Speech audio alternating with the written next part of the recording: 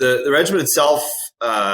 is 100 years old, actually over 100 years old. They just had their anniversary this past year, and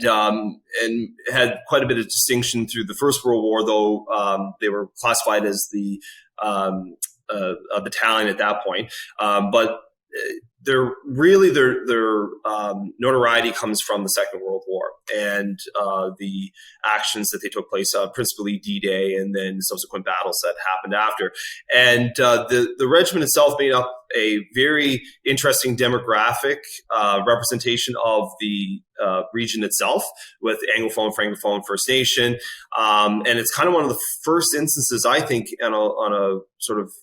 from our local history on an international level, of all these different perspectives and cultures and religions sort of coming together and working for a common cause, where regionally here they've been divided historically and even had been sources of conflict. And I like to think that it's because of their cooperation under the worst circumstances that I think some lessons came back, and we start hopefully, it took a while still, and we're still there going through those processes, but we're breaking down some of those barriers. And I think a lot of the stereotypes that were learned historically were sort of dispelled overseas.